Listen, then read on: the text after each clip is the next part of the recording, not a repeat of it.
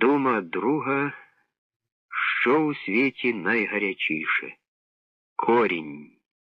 Добре ім'я дали батьки дитині. Правічне, надійне. В зоряну пору народився син у родині Вогнедуба. Коли духи пітьми втікають до своїх підземних криївок, а півні віщують передсвітання. Саме тоді прокидається мати земля з дрімоти чутливої, щоб нагодувати безліч дітей своїх, дерев, трав і квітів, молоком весняних соків, що туманами парують над урочищами, лісами і полями слов'янського краю. Коренем буде, сказала щаслива мати, породить буйне дерево славного роду. Хай так, згодився суворий Вогнедуб, щоб не став перекоти полем, щоб не покинув рідної землиці на призволяще. Не минуло марно слово батьків. В силі й моці зростав корінь, наливався здоров'ям. Уже в 9 літ боров усіх товаришів у родинному селищі, шалено ганяв верхи на лютому жеребцеві, розгойдувався на верхів'ях високих дубів, перепливав туди й сюди буйну Слобутинську течію. Селище лежало в правічному лісі понад рікою, а на лівому березі синіли непролазні чагарі й болота, переповнені гаддям, медведями і силою селеної птаства. А трохи вище від селища, на високому вигорбі, стояло прадавнє городище, витикане грубезними дубовими палями, котре називалося Витичем. Там жили ковалі, розмаїті ремісники від шевців до золотоковачів, від оружників до козум'яків.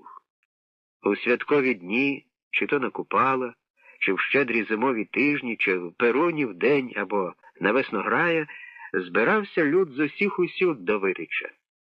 Віз хто що мав на ярмарок, щоб показати своє твориво та подивитися чуже, щоб віддати дещицю від праці своєї на землі чи в лісі, чи, може, від бортництва або полювання, та добути товару для потреби свого роду племені. А треба було ой як багато. Жінкам бажалося оксамитів та шовків заморських, намиста бурштинового або коралового, вишиванок бісерних, стрічок мерехтливих, а дівчатам, та вже й годі казати, батьки не мали б спокою, аби повернулися з торговища Витицького без гостинців та дарунків. А хлопці вимагали бронзи візантійської для стріл, кольчуг дрібнотканних з тонкого дроту, легких у поході, мечів двосічних гарту тужавого, зброї для коней бойових, бо ж все те потрібно було щоднини. Не залишали у спокої селищ слов'янських, яровицьких, наїзники східні, степові, та й володарі гірські з заходу тривожили часто, грабували, забираючи в полон юнаків, жінок та дівчат, а то й залишаючи свої кості попід грізними городищами. Одного разу налетіла зі сходу, зашумувала хвиля чужинецьких воїв. Були вони дикі, безжальні, шалені. Чорні очі у вузьких щілинах повік світилися мужністю й жорстокістю. На широких бронзових лицях ніколи не з'являлася усмішка. Кінь, меч, аркан, праща, лук зі стрілами та волохата накидка — більше нічого не було у володінні кожного напасника. Їжу вони забирали у поневолених, полону не визнавали, всіх рубали до ноги, від малого до старого, залишали самих юнаків, щоб поповнити своє військо, і то лише в разі беззастережної згоди зректися себе і прийняти закон вічного винищення і походу. Що їх вело, куди, навіщо, цього не відали і вони самі, як не знає стріла, куди спрямувала її могутня рука воїна. Димні знаки попередили яровитів про напад. Дружини воїв згуртувалися за дерев'яними заборолами Витича, та на цей раз не допомогло городище. Ані стріли, ані мужність захисників. Вороги лізли на стіни, мов дикі коти, нехтуючи життям, зневажаючи смерть, рубалися з яровитами люто. бризкаючи жовтою слиною, і навіть конаючи в смертельних судомах, скриготали зубами, спопиляючи ненависними поглядами своїх супротивників. Витич упав під страхітливим ударом.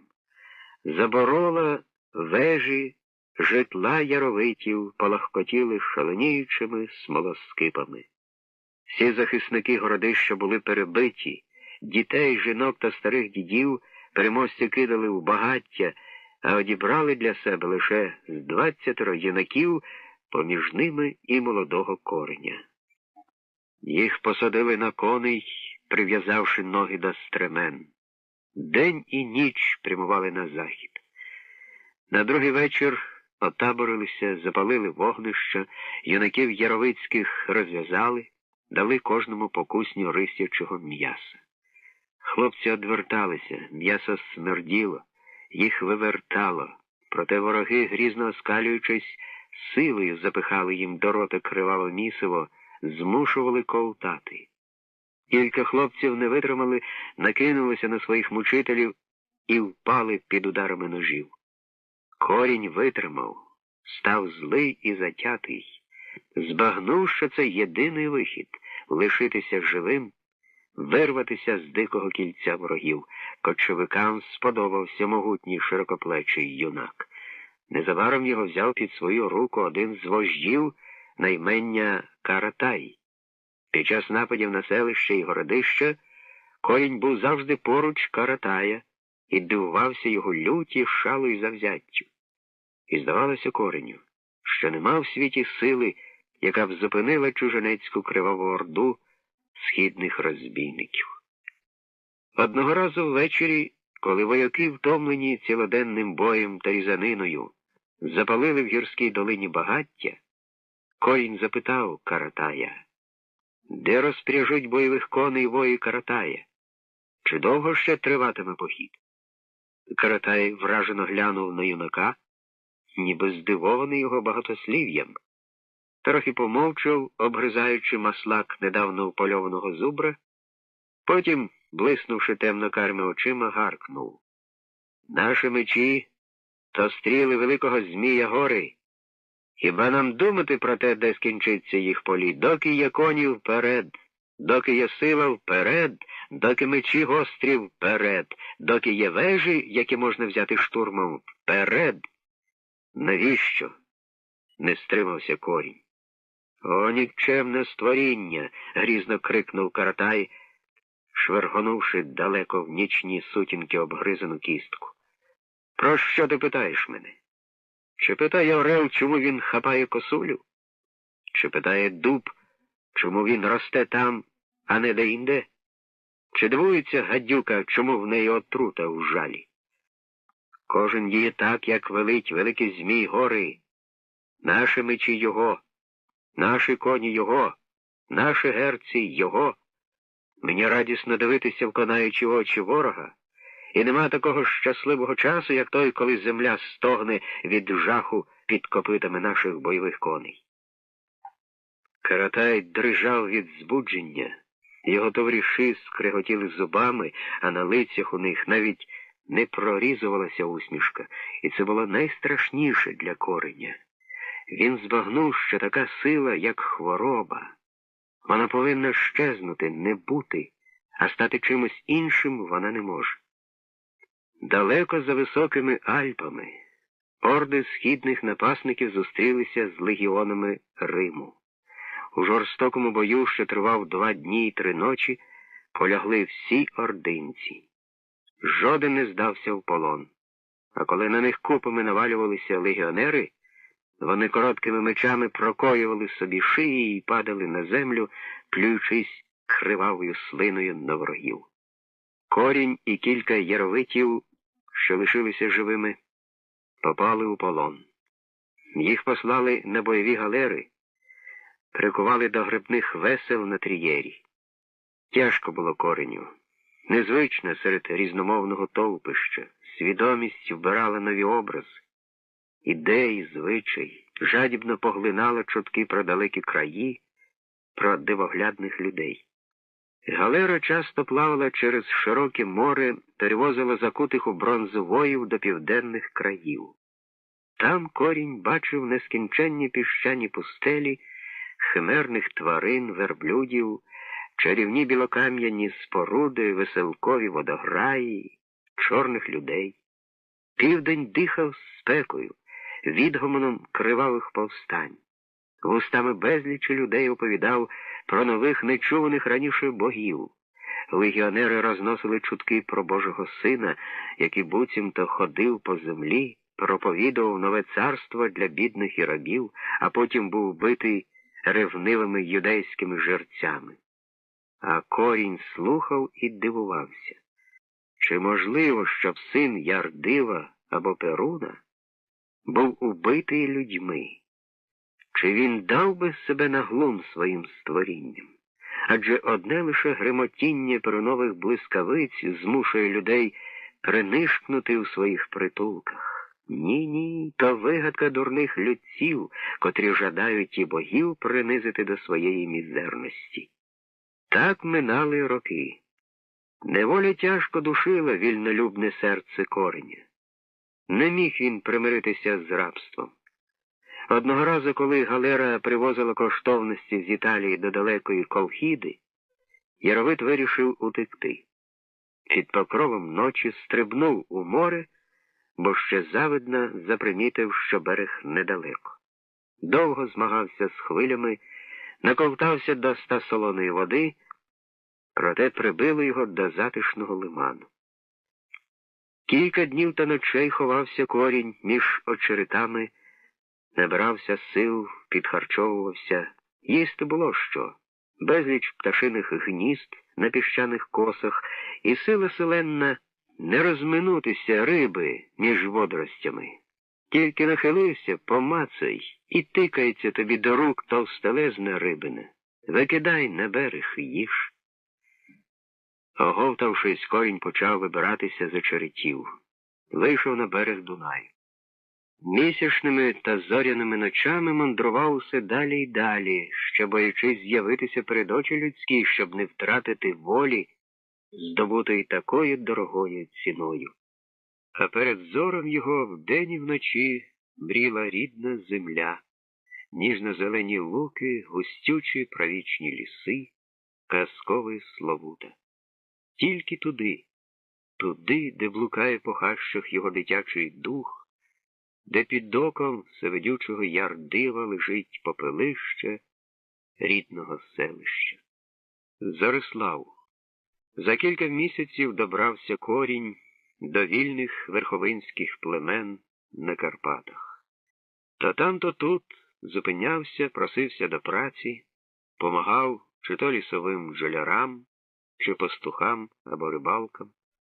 Отримавши трохи харчу та якусь одежину, щоб прикрити тіло, йшов далі. Та біля Чорногори сподобав Корінь яснооку русяву верховинку. Звали її Речиславою.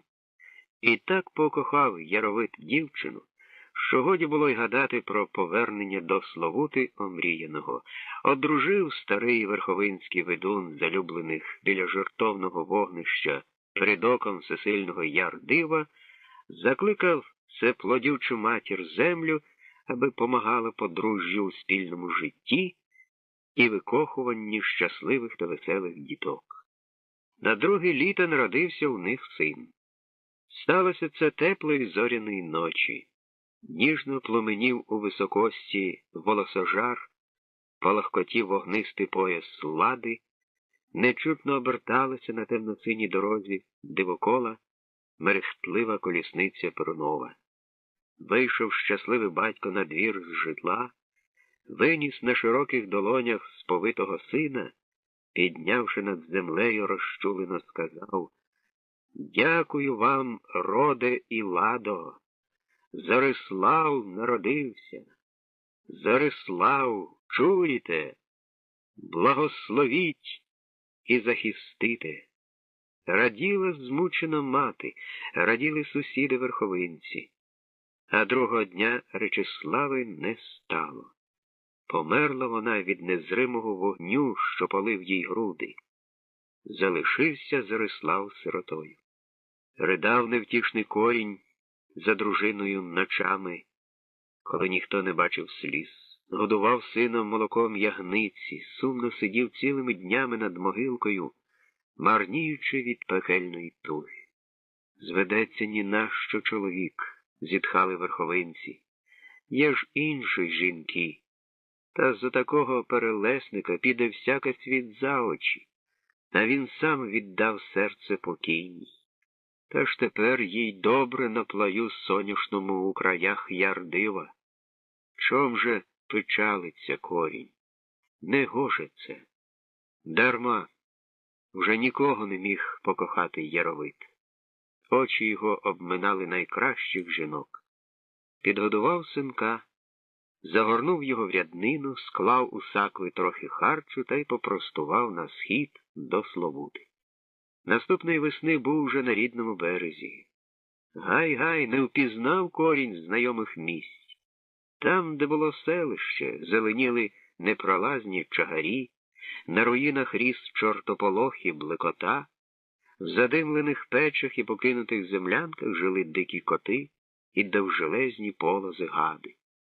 Зате Витич знову пишався на кручах Славутинських, ще багатший і величніший, ніж колись. Посеред городища біліла висока змурована з каменю вежа, довкола неї колами розкинулися пригарні дерев'яні тереми та хороми, а далі за торговищем, як і раніше, притулки ремісників, кузні, хати, вкриті очеретом, медоварні. І ще дізнався корінь про те, що нині яровити мають царя Горевія, що Витич – престольний город, і що сусідні полянські й деякі древлянські племена дають данину цареві, а в разі потреби оружних дружинників. Опечалився вельми корінь, думав думу тяжку. Гадав, що матиме волю, вернувшись до краю рідного, а тут дурні яровити на свою голову наглум придбали царя. Щоб і в нас було так, як у чужинецьких землях, щоб і нам було чим похвалитися перед людьми. Гірко усміхався тим словам яровитів мудрий корінь. На своїй спині звідав він ту славу царську, князівську чи якусь іншу. Відчув він і владність хижих напасників, і безжальність римську, бачив безліч люду з усіх усюд, від краю до краю білого світу, і жоден чоловік добрим словом не згадував свого володаря, близького чи далекого. Ну, та що є, то є. Вирішив корінь оселитися в рідних місцях. Проте у Витичі жити не захотів. Викопав землянку в ярузі над Славутою, та в таких чагарях, щоб ніхто із вогнем його не розшукав. Завів собі корінь ягнят, кіз, переправляв улітку отару на луки Славутинські, вигулював її там, запасав на зиму сінця, а як випадали сніги, тримав тварин у теплій землянці кошарі під горою. На Витицькому торговищі вимінював корінь на вовну все, що йому треба. Харч, вбрання, ножі чи теслярські поладунки. Рідко бачили його люди у городищі, а тому прозивали ведуном. Проте любили вівчаря за вдачу пряму, одверту, за спокій нерушимий, за правду. Диким, відлюдним зростав і син його Зарислав. Від батька мав могутній стан, від матері ніжне довгасте обличчя, русяві кучері, великі блакитні очі з довгими віями. Допомагав хлопець батькові пасти ягнят, готувати на зиму паливо, косити сіно на луках. А інколи кидав усе, йшов на високу кручу, днями нічого не їв, не пив, все дивився удалеч, журливо прислухаючись до гомону таємничого світу. Летіли у дивоколі лелеки, і Зарислав прагнув услід за ними, і марилися йому таємничі краї, змій дракони, про які розповідав нянько корінь у казках, дивоглядні царівни, вольні звитяжці лицарі. Чи є вона насправді у світі, чи то лише так, вигадано? Приховані в душі сили розпирали хлопця, вимагали вияву. Розумів те старий пастух, проте нічого не міг діяти. Мовчки дивився, як сина потужно притягує до себе метушливий світ, який так жорстоко глумиться над тими шукачами, котрі необачно потрапляють у його пастку. Одного разу сумно запитав: «Чого прагнеш, синку? Куди тебе несе, куди пориває?» «Хочу простору», – тужно відповів Зарислав. «Невже мало маєш простору?» – здивувався батько. «Маєш пригарні ліси, маєш луки славутинські, дивокола над головою. Ведмедів у лісі», – глумливо підхопив син. «Жаб у болоті? Нянько мій, ви мудрі, ви добрі. Та невже я маю вік звікувати біля ягнят? Ви ж казки оповідали мені, ще як був я дитям, а там же герої йдуть у далекі краї, щоб добути жар птицю або живу воду. Чи ж добували вони жар птицю, сидячи у землянці?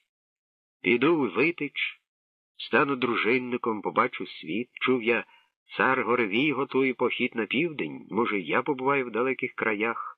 Пустіть, няньку». «Ти збожеволів», – схопився за голову батько. «Самому лізти у пастку.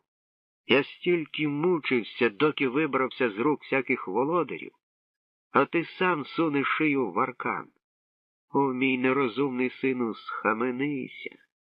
Зарислав гнівався, знову пропадав на улюбленій кручі, дивився на славутинські плеса, на грайливі хмарки у високості, що казковими човниками пливли собі беззборонно у таємничі краї. Інколи на хвилях ріки з'являлися барвисті вітрила чужинецьких гостей, під ними на човнах чорніли постаті насторожених воїв, блищали мечі й кольчуги, чулися протяжні пісні. Хлопець заздрісним оком дивився йому слід і твердо рішав у серцю своєму, що жодна сила не втримає його в батьківській оселі. Жодна сила в цілому світі. Цар Горевій. З давніх давен жив рід Горевія в ірпінських непролазних лісах. Довкола болота, мочарі, ведмежі, нетрі та дикі деревлянські племена. В батьківському роду було біля 100 душ. Багато з них ставали воями, ремісниками, ведунами, і лише поодинокі діти жили відособлено, не прикладаючи рук до ремісництва чи полювання. Єдині бойові грища, змагання на мечах або стрільба з лука. Передавався споконвічний заповіт від батька до сина, що рід Горевіїв прадавній, царський, ведеться він від самого Стрибога. Належить йому колись володіти землями і народами. Те слово було нерушне, його знав кожен син, і всяк готувався до такої придивної долі. Проте заповіт заповітом, а життя текло собі в лісовій пущі понуре й дике. Довколишні деревляни неохоче платили данину, треба було щороку влітку озброювати з 500 вершників, з галасом і погрозами наскакувати на сусідні поселення, забирати у лісових мисливців хутро, віск, меди чи полотна у їхніх жінок, таким чином стверджуючи споконвічну царську достойність роду. Призвичаївся до того молодий Горевій, та все ж таки не вдовольнявся тими мізерними здобутками. Оповіді батька-матері про колишню славетність роду роз'їдали його уяву, тривожили душу, кликали до дії. «Вийдемо з лісів», – казав він батькові, – «завоюємо царство. Чому сидимо в берлозі, наче ведмедь? Де заповіт Стрибога, чому він не здійснюється?» «Завжди, синку», – втішав старезний Горевій сина, – «час настане. Те не в людській руці. І стріла довгі роки лежить у Сагайдаці, доки в ній нема потреби. А прийде пора, вона летить до цілі. Тепер ще не пора вийти з благословенного лісу. І Яровити, і поляни, та всі інші слов'яни дуже люті до волі, не бажають єдиної руки. А чом? Бо розбещені мандрівними лицарями, славутинськими воями. Не коштували лиха, Треба, щоб пролилася кров, щоб прокотилися грози, щоб горе вкралося до душ людських. Тоді встане наш час, синку, тоді, не поспішай, Стрибог готує для нас славетну стежку. Якось навесні, коли Словута небачено виповнився і докотив свої води до поселища царського роду, завітали до Орпінської долини гості з далекого північного краю. Були вони суворі, неговіркі. Пропонували двосічні мечі, бронзові шоломи, срібні прикраси для кінської збруї. Брали зате віск, тонке полотно, лісовий мед. Пливли гості до моря, а там аж у багату Візантію. Потягло молодого Горевія з ними. Невтримно, непереможно. Батько затримував та, порадившись з ведунами, отпустив. Дав синові 30 дружинників, посадив їх на просмолені човни дуби, наділив розмаїтим скарбом збіжжям, щоб було чим торгувати в заморських землях, та й благословив ім'ям пращурів царів на щасливу мандрівку. Нап'яли дружинники вітрила і попливли вслід за чужинцями до Слобути. А там широким плином вниз до моря. Біля гремотливих несамовитих порогів напали на них степові розбійники та оборонялися від них дружинники Горевія, бо на підмогу прийшли вольні лицарі з Хортиці. Довга, небезпечна була путь. Всього звідали мандрівники і спеки, і бурі, доки дісталися багатої Візантії. Пишність і велич імперії вразили Горевія, загострили його жадобу до розкошів, розстроїли марнолюбство. Він никав по торговищах сходу понуро, невдоволено, в душі кляв батька і пращурів, котрі мріяли про царську велич і славу, сидячи в гнилих мочарях, тоді як в далеких землях пишаються багаті володарі, сповнені моці й розкоші. Життя минає, думав Горевій, і хто не загнуздає його, як дикого коня, той хіба може бути вершником.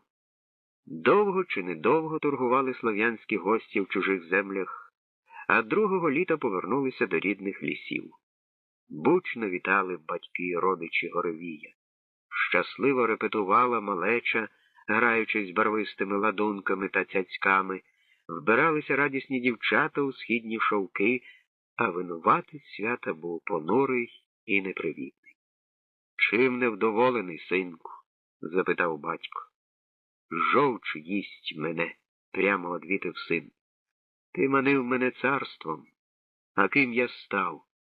Показати голодному страву, а потім одняти? Більшої муки годі й вигадати». «Тямлю те, що мовиш», – хитро усміхнувся батько.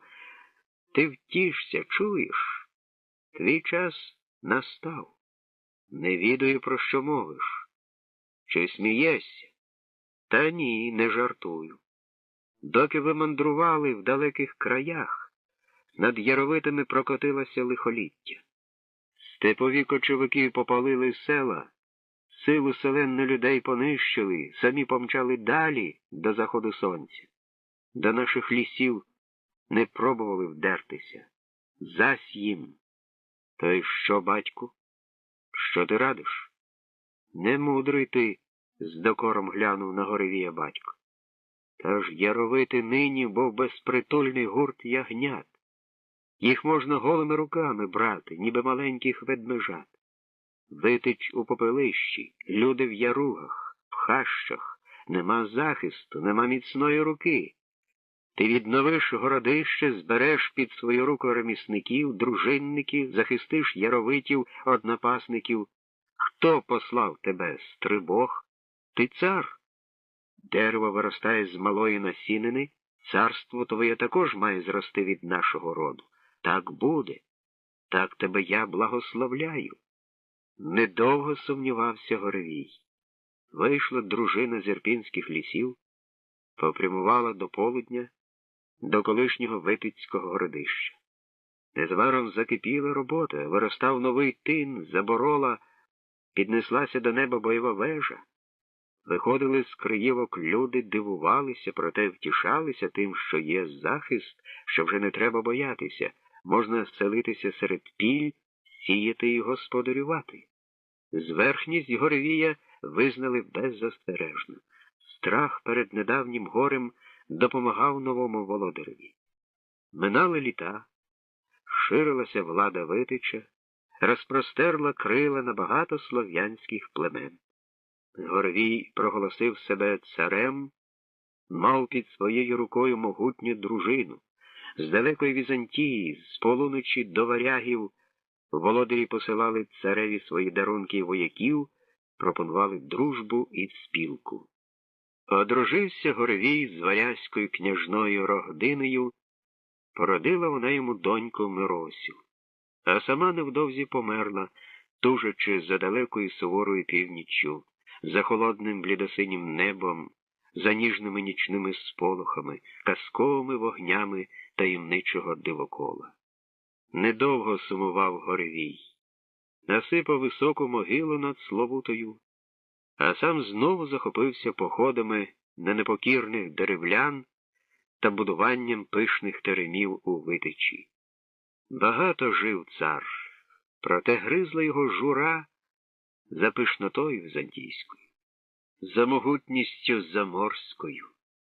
Марилися незліченні дружини, бойові кораблі, колихання списів та хоргов на далеких чужинецьких дорогах, вітальні крики племен і народів, що віддають свою силу і славу до рук єдиного володаря Горевія. Ті думки не давали спати цареві. А тут ще безконечні шептання радників, які їдять поїдом один одного, прагнучи наблизитися до царського трону. А найпаче радник Печерун. Все заохочує Горевія до пишноти, сповиває павутиною лестощів, штовхає до далеких походів. Крім усього, підросла донька Мирося. 15 літ їй, висока, гарна, прудка, мов степова кобилиця. Проте забуває про царську гідність і живе, як баделина при дорозі. Всі вітри хитають її. Як уберегти? Як її уособити? Подруги в неї прості дівчата, забуває вона, що царівна, донька Стрибога, що належить їй народити наступного царя, перед яким тремтіли б усі народи. Мирося. Дивною здавалася Мирося ще змалечку. Гнівила царя і лякала. Світличні дівчата, яким доручено було доглядати дівчину, бігали, мов зачумлені, розшукуючи свою пестунку. Та де там? Цар сердився, сварив Миросю, а відтак виганяв з покоїв. А Миросі тільки того й треба було. Вона виривалася на волю, щоб одразу ж гайнути в правічні ліси, де її чекали подружки. Там вони сплітали барвисті вінки з польових квітів, палили вогнища, оповідали біля них страшні та цікаві історії, які чули від старих бабусь. І мріялося Миросі про королевича пригарного, заморського, який колись з'явиться негадано, несподівано, умикне її з вежі царської і помчить на коні казковому до життя небувалого. Щоб кожен день, як у казці, походи, зачаровані ліси, ведуни й змії, пригоди й герці з розбійниками, польоти на чарівних лебедях і дружба з мудрими лісовими ведмедями. Цар Горевій таки ладнав бойову дружину для походу. Десятки ковалів вночі і вдень кували мечі, рогатини, наконечники стріл. Вої об'їжджали диких коней на широких пасовиськах, в луках словутинських.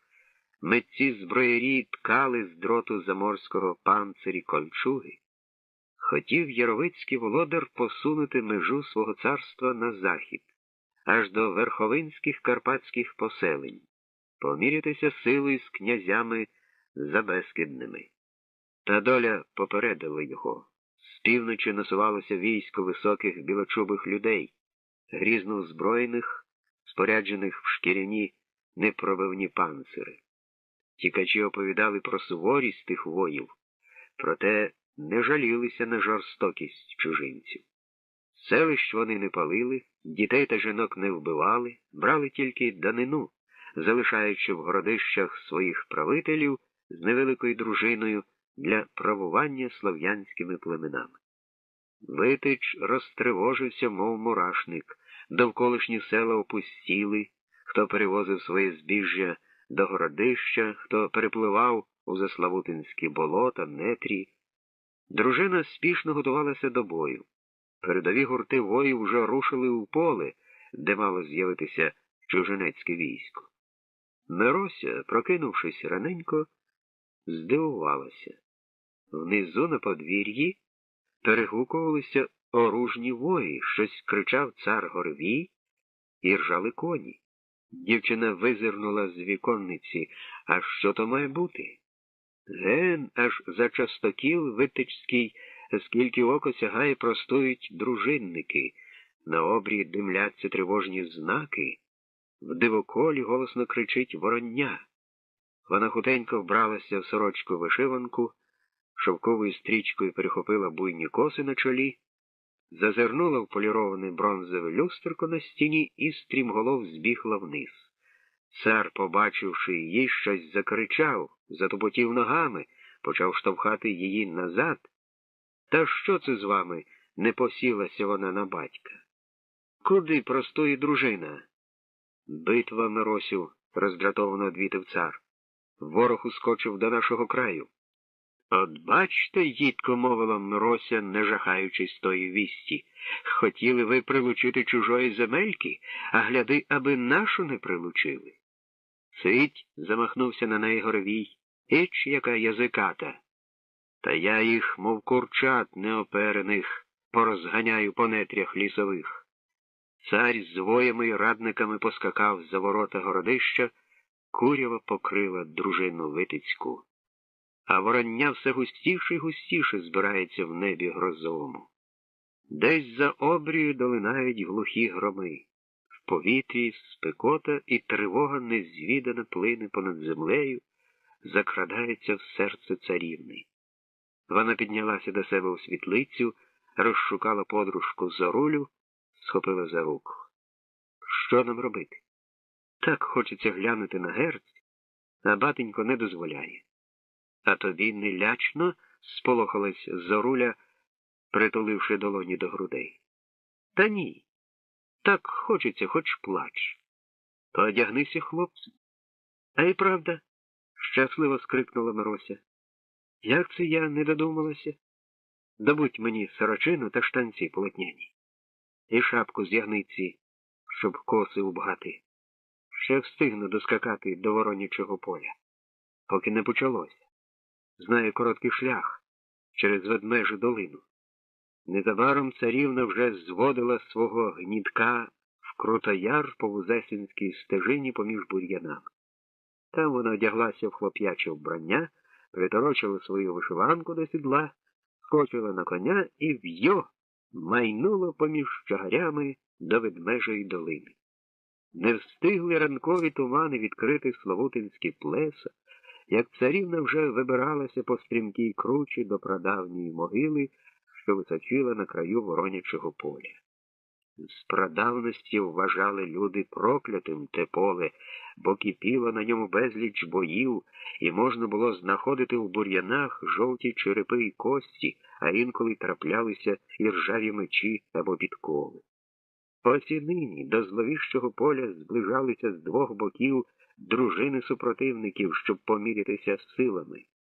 Глухо стогоніла земля, жовто-курява котилася понад степом, лементувало чорне птаство, віщуючи смерть багатьом воям. Мирося тривожно озирнулася. Все-таки страшно. Може вернутися, а то наскочать чужинці, захоплять полон. Якби хто був поруч. А втім, вона не сама. На могилі хтось сидить, притулившись спиною до прадавнього кам'яного боввана. Хто ж це? Свій чи чужий? Придивившись гарненько, Мирося впізнала у тій постаті славетного співця, відомого всім яровитам сліпого Бояна. Вороняче поле. Боян мандрував саме від полудня, де гостював на Хортиці у вільних лицарів. Багато городищ він одвідав, багато пісень та дум проспівав людям. Зате мав від них шану, славу і притулок дружній з харчами та келихом меду хмільного. Давненько почував співець вільний, що утверджується на землях Витича нове царство. І дуже засмутила та вість Бояна. І сказав він братчикам, воям словутинським: піду, понесу яровитам пісню вільну, думу нескорену. Мо допоможе це людям збагнути, де їхня путь достойна і єдина. Диво дивне, як легко сини волі зрікаються найдорожчого. Навіть вовки й сіроманці, птахи захмарні бережуть волю свою, а люди, ладені діти, забувають заповіти пращурів. Іди, Бояне, сказали вільні вої. Співець подолав дике поле, прибув до меж царства Витицького. А того ранку, коли напасники з полуночі вдерлися до земель Яровицьких, дістався він Воронячого поля. Домившись, сів на могилі спочивати. Зненацька він насторожено завмер, прислухався. Понад степом прокотилася якась тривожна хвиля. «Вороння!» – прошепотів співець. Поганий знак. Ліг на землю, притуливши вухо до трави. Стогне матінка. Військо суне, та й не одне з двох боків. Буде герць, отож бо й чує проклята птиця, хмарою кружляє у дивоколі, жде свого часу. Ба, це хто там шелестить? Хтось є, чи мені здається? Не здавалося Боянові. То простувала до нього Мирося, вбрана в хлоп'ячу сорочину та штанці. Косу вона запхала під шапку, і тепер її не впізнав би навіть рідний батько, тим паче, що дівчина замурзалась багнюкою, як пробиралася яругою. «Хто там?» – озвався Боян. «Хто б ти не був, добра людина чи розбійник, подай голос». «Це я», – несміливо одвітила Мирося, поглядаючи на обрій, де все вище підіймалася хмара курів. «Хто такий я?» – насмішкувато мовив співець. «Щось мале, голос тонкий. Наче дівчина?» «Ба ні, хлопець», – поспіхом заперечила Мирося. «А чого приперла тебе лиха сила в таку пору на Вороняче поле? Хочу глянути на битву». «Чи не здурів? Нащо воно тобі?» «Цікаво», – зітхнула Мирося. «Чув про лицарів, героїв, а герцю не видів. Кажуть, що це гарно, весело». «Хто такі думки посів у твоєму умі?» – здивувався Боян. «Гарно? Чи не об'ївся ти блекоти?» «А мені батько казав». «А хто він, твій батько?» «Так, коваль він», – збентежено мовила Мирося, колупаючи босою ногою землю. «Нема вже його. Я сирота». «Ха», – похитав головою Боян, – «твій батько, синку, або дурень, або цар». «Цар?» – здивувалася Мирося. «А то ж чому?» «А дуже просто», – приязно пояснив Боян, – «бо царі, синку, дивляться на герці збоку. Той, хто заюшений кров'ю, не скаже, що це весело. От якби тебе розчахнули до пупа». «Що ви?» – сплеснула в долоні Мирося, жахнувшись. «Таке страшне мовити. Хіба таке буває?» «А то ж», – зітхнув Боян. «Був я дружинником, різався в страшній січі, всього набачився. Мене з побратимом старшим захопили вороги та й познущались. Очі мені випалили, а тоді пустили вниз за водою в човні, на глум, на муку. Хотів я на себе руки накласти, та врятував мене прадавній Боян. Виходив мене, просвітив серце. І збагнув я, що не я один у світі нещасний, Море муки над світом котиться. Я сліпий на очі, а є сліпі на серце, то страшніше, синку. Сліпі на серце, як то? А хоч би володарі, царі, б'ються, умножають скарби, землі загарбують, а навіщо? До якого пуття? Голий приходиш у цей світ, голий підеш з нього, кому ж залишиш купу того б непотрібну, заради якого море крові пролив. Ото справжні сліпці. А мені того не потрібно, вольний, як птиця. Ходжу лісами, полями, людей звеселяючи, засмучую. А як звати тебе? Та Мирославом кличуть. Гарне ім'я, похвалив Боян. Їсти хочеш? Та ні, ситий. Бреши, коли це сирота ситим буває. Ось пиріжок з маком бери. Дуже смачно. Справді смачно, похвалила Мирося, куснувши пиріжок. Ніколи такого не їв. На здоров'я. А цить, здається мені, вже близенько військо. Чи ти бачиш, хто там? То наше Витицьке, схвильовано мовила Мирося. Дружинники лаштуються в лаву. Готується, пояснив Боян. Ворог, певно, близенько. Хтось скаче на коні, чую. Чи не до могили? Еге, затривожилася дівчина. Сам цар Горвій. Ще його тут бракувало, буркнув Боян. Чого йому?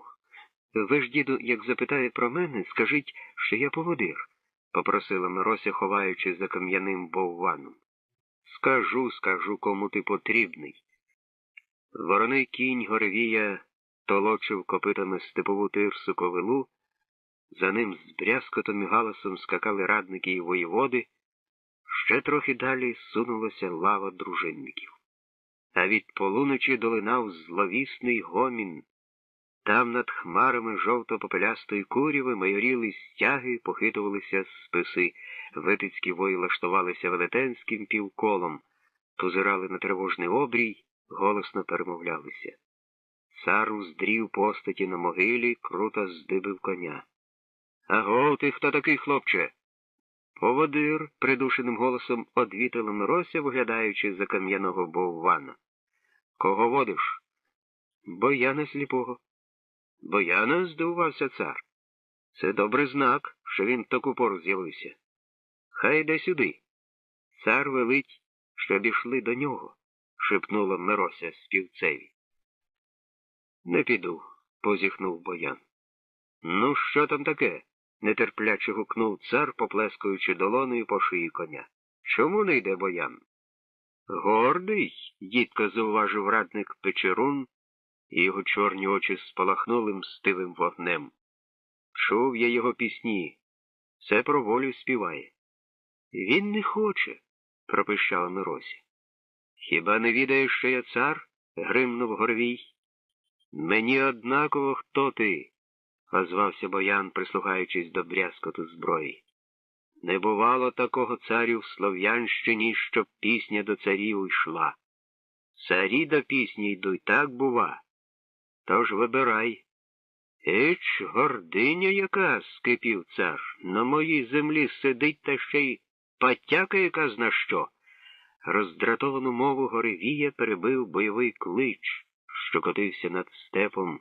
Тривожний гомін. «Ворог! Ворог!» Цар кинувся до коня, скочивши в сідло, крикнув здалека співцеві: «Твоє щастя, битва починається! Ми ще не скінчили розмови! Втечеш, на дні моря знайду!» «Бояни не втікають!» — пожартував Боян. «Оспіваєш мою перемогу, прощу!» — гукнув Горвій вже на скаку. Мирося висунулася з-за каменя, схопила Бояна за руку. «Ой-ой-ой, у мене ледве душа в п'яти не втекла. Як ви посміли так з ним розмовляти?» «А як? Гостро?» «Як умію, хлопче. Пісня вища до всіх володарів. Царі вмирають, а пісня живе собі та й живе. Пам'ятай про те, Мирославе. Сядьмо ось тут, будеш мені оповідати, що там діється на полі кривавому». Дві лави воїв зближалися, над ними кружляла хмара чорних птахів, над степом дрижало гаряче марево. Сонце нещадно пекло, у небі тривожно купчилася грозова просинь, здавалося, що десь там, у високості, Перун напинає велетенський лук виднокола, щоб метнути на землю громову стрілу герцю. Битва. Почувши про наближення чужинецького війська, Корінь не втікав під захист витицьких стін. Разом з сином заганяв ягнят на пліт, переправляв на лівий берег, ховав у кошару, що її здавна мав у Славутинських плавнях. Покінчивши з тою справою, батько з сином перепливли до землянки, щоб взяти з собою ще деякі припаси, і ось тут Зорислав забунтував. Повертатися на лівобережжя рішуче відмовився. Сказав, що не хоче бути вартовим біля ягнят і кіз, що йому вже обридла герлига пастуха, що заради такого животіння хіба варто було з'являтися у цьому світі. Серце моє горить, сльозами на очах промовив хлопець, як мені хочеться бути з лицарями. Дурне, аж кручене, буркнув Корінь, хіба то лицарі? Б'ються, а спитай, для кого, за кого? Щоб Горевієві солодко жилось. Вони для слави б'ються, палко сказав Зорислав, і очі в нього іскристо замихтіли. Невже ви, батько, не прагнули бойової слави? Пусте, мелеш, махнув рукою Корінь, збираючи в торбу всяке начиння. Різна слава буває. Одна нечутна та вічна, добра, а інша ганьбища. Теж славою її люди зовуть. Не дай Боже, щоб така слава про тебе, синку, йшла. Кортить цареві чужі землі воювати, а ворогам того ж самого забажалося. От і лють кров людей невинних. Чого їм треба? Їсти чи пити не вистачає. А чи в дранті ходять? Та хіба, няньку, лише питво і харч людині потрібні? Герці, походи, пісні. Тож, як дихання для душі. Співай, коли охота, розважливо одвітив Корінь, завдаючи лантух на плечі. Степ широкий, гори Славутинські слухають тебе. Жайвір співає, співай ти. Ходімо, пора. Вони рушили по ледь помітній стежині, котра вела від землянки крізь тернові зарості до ріки. Зненацька Зорислав рішуче зупинився і сказав: «Це навчайте мене, навчайте. А що мені з того? Співай, як жайвір. Кажете ви, жайвір має своє гніздо. Жайвориху, пташат, неосяжне дивоколо, а я? Що, синку? Томлено озвався Корінь, вже розуміючи, до чого гне Зорислав. А я, мов сич у дуплі. Серце б'ється для кого? Сила грає в руках, навіщо? Пісня бренить у грудях, кому її заспіваєш? Вітер понесе її вдаль, та й пропаде вона. Не тримайте мене. Я йду. Зорислав круто повернувся і майже бігцем попростував вгору поміж заростями вікових дубів та беріз. Завжди, гукнув батько, пориваючись за ним. Куди, дурню? До Воронячого поля. Туди, де наші вої б'ються.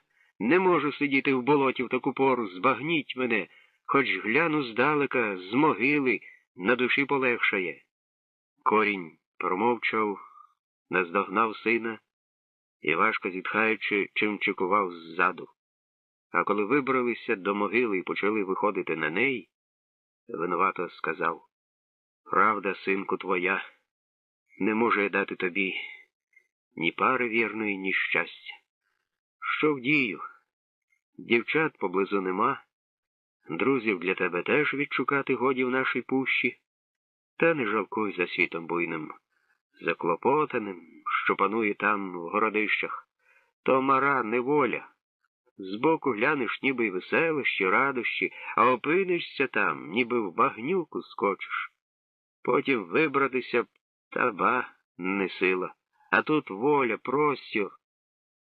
Сині дивоколо, брат тобі, сонечко, батько, зорі ясні, сестриці. Хіба не так? Ех, няньку, з докором озвався син. Адже не завсігди ви так мислили. Були ж і в краях далеких, і в походах бачили царства великі, людей незліченну силу. Бачив, буркнув Корінь, бодай того не бачити. І тепер, як присниться, серце мре. Не нюхав ти, чим пахне рабство. Неволя многолика, в неї мотузочків не злічити. Не отямишся, коли заплутаєшся, мов муха у павутинні. Дивися, дивися, закричав Зарислав, сягнувши верхів'я могили. Зійшлися. Наче пелюга на обрій, пробурмотів Корінь, затуляючись долоною від сонця. Не пелюга, а військо, схвильовано заперечив син. З ворогом зійшлися наші вої. Пролється крові невинної, зітхнув Корінь, кидаючи лантух на землю. Ну і що тобі тут робити? Чого біг, мов навіжений? О, дивися, блищить щось серед куряви. Мечі та списи, палко скрикнув Зарислав, махнувши рукою. Ех, мені б у правицю що-небудь. Почувши запальну розмову, з-за кам'яного бована виглянула Мирося. Побачила юного хлопця і остовпіла. Вона ще ніколи не виділа такого пригарного парубка. На розпашилому від хвилювання бронзовому обличчі, мов дві блакитні зорі, іскрилися очі. Під розхристаною вишиванкою перекочувалися тугі хвилі м'язів, буйнорусий чуб, ніби стиглий сніп ячменю, звихрений грозовим вітром. «О, Перуне!» – прошепотіла дівчина, притуливши долоні до грудей. Ярдив з'явився на могилі. А юнак, дивлячись удалеч, аж підскакував, наче під ногами в нього був розпечений пісок. Хіба можна так безпорадно стояти, коли там герць кипить? Щоденно люди десь тусають одне одного, з кпином сказав пастух. Сюди не поспієш. Ех, не мудрий ти. Краще не мудра хоробрість, аніж розумна байдужість, крикнув син. На всякого дурню, котрий захоче воювати, не настачиш своєї крівці. Ось світовиде, тим часом шепотіла Мирося, не зводячи залюбленого погляду з постаті юнака. Татко боявся, щоб стріла мене якась не зачепила. Ось вона, стріла. Серце кольнула. Це він, мій царевич, із снів дівочих. До себе гомониш? Поцікавився Боян. Чи хто прийшов? Корінь, зачувши голоси, підступив до каменя, побачив Бояна. Бояне славетний, радо привітав він його, благословення матері землі на тебе. Давненько не було тебе у наших краях. Чи не Корінь?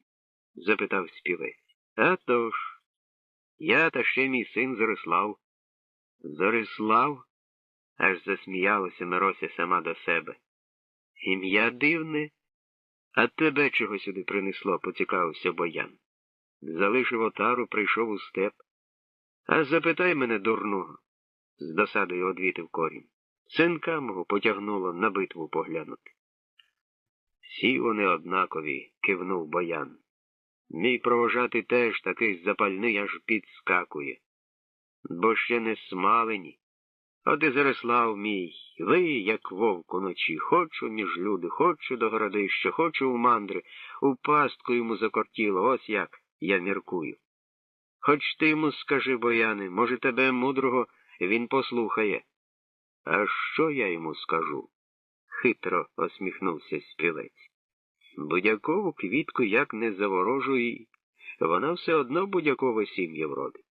А пшеницю хоч змішай з блекотою, та вона таки золотий колос викине з парості. Не бійся за сина Кореню. Орлині крила просять польоту. Знає, з неба можна впасти на скелю, розбитися, а проте путь орла один єдиний, понад горами, у небо. От спасибічки допоміг, невдоволено сказав Корінь. Гарно мовив Боян, радо озвався Зарислав. Та я знаю, зітхнув Корінь, що тобі до вподоби такі слова. А як же? Орлятко прагне волі, а батько не пускає. Та одна справа летіти орляті над горами, над степами вольними, а інша прагнути до стерва, де в'ються мухи і гави турпоїди. Теж мудро сказав Кореню, похвалив Боян. Проте справжній орел не торкнеться дзьобом стерва, хоч і пролетить над ним. Тож не бійся за юного птаха. Розмовляємо про пусте, скрикнув Зарислав. А там щось страшне діється.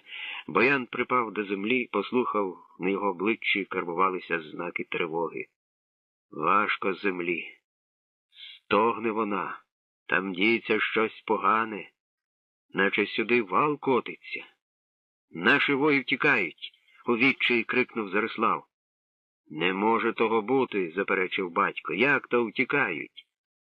О, зайці мізерні, заскриготів зубами юнак, аж підскакуючи на могилі, а попереду сам цар, тільки шолом виблискує. Ходімо звідси, Бояне, тихцем сказав Корінь. Я перевезу тебе на той бік. Пісня не втікає, Кореню, осміхнувся співець. Так тебе ж можуть убити. Мене може бути, а пісню ні за що. Я теж не піду, завзято крикнув Зарислав. Побіжу на поміч. З чим? З голими руками? Посварився Корінь. Зарислав метнув погляд довкола, забачив неподалік здоровену палицю, на якій було почеплено кінський череп, висмикнув її з землі і замахнувся, аж свиснуло. Добре, довбешка, гукнув вдоволено. Ще якби коня. Бери мого, сказала Мирося. Ген під могилою пасеться. Гнітко, бачиш? Зарислав ковзнув поглядом по хлопцеві, радо ляпнув його долоною по спині. Звідки в тебе кінь? Ти ж провожатий. А я пас його, він боярський. Не бійся, бери. Біжимо, я заберу свої торби, а ти лети до війська. Вони підстрибом побігли вниз, аж бур'ян зашелестів. От непослух, тривожно мовив Корінь. Не відав я, що в нього кров така гаряча. А втім, я колись такий був. Ач як метнувся, глянь, скочив на коня і полетів, мов навіжений. Мирося повернулася бігцем на могилу, зачаровано дивлячись, як Зарислав, вимахуючи довбнею, нестримно летів назустріч бойовому клекоту. Світовиде, збережи його. Перуни, пошли блискавицю на поміч звитяжцеві, шепотіла дівчина, витираючи засльозані від напруги очі. А Зарислав відчував себе в сідлі, наче птах у небі.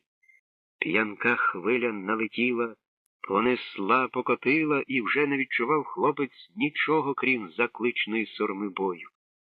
Кров гупала в скроні, клекіт герцю, що невблаганно накочувався, здавався йому любою піснею, стугоніла земля під копитами гнітка, у вухах посвистував вітер, запах поту й полину солодко лоскотав свідомість. Ось уже поряд з ним нажахані лиця витицьких воїв, шати на них розкішні, мечі з коштовними держаками. Та чому вони так ганебно втікають? Ага, це радники цареві. А гень, видно, із самого володаря. Його оточили ворожі бійці, витицькі дружинники хоробро рубаються, та напасників більше. Вони прориваються, проломлюються крізь слов'янську заслону. Горе володареві Витицькому. Уже кінь його втомлено присідає на задні ноги, крутить головою знеможено, хрипить, на ніздрях кривава піна. Падають останні захисники царя, і жовточубі північні вої, галасуючи, насідають на горевія. Цар упав на землю, затулив обличчя долонями, чекаючи останнього удару. Зарислав потужним тараном влетів до ворожого кола, замахнувся довбешкою. Два напасники одразу повалилися на степову траву, інші з прокльонами відскочили. Юнак розлючено погнався за ними, гамселяючи по спинах, по головах, по крупах коней. Мечі ламалися, мов палички від страшних ударів, гнулися панцири, ворожі дружинники падали з коней без духу. Побачивши таку химерну і радісну зміну, повернули коней воєводи Витицькі. сповнилися шалим і завзяттям, покотили, помчали вслід за Зориславом. Слов'янська лава знову напружилася, вдарила, посунула напасників на край воронячого поля. «Слава! Слава!» — голосувала Мирося, аж підскакуючи на могилі від радощів. Цілу гору навернув Зорислав чужинських воїв. Одним ударом по троє валить. «Моє сім'я!» — вдоволено прогув Корінь. «Загорілася кров!» — засміявся стиха Боян. «Хе-хе!» — а дорікав синові. «Вояцька душа, вона в кожній кровинці людській, у кожній жилоці. Ну, що там видно? Наче затихає?» «Погнали ворога!» — закричала Мирося.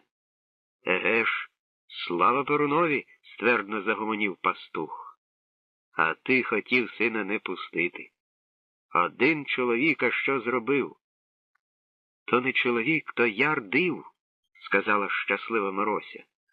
«Говориш, ніби закохана дівчина». «Таке скажете», — зашарілася царівна. «Огляньте, царя несуть сюди. Він поранений». «Певне, дісталося йому», — зітхнув Корінь.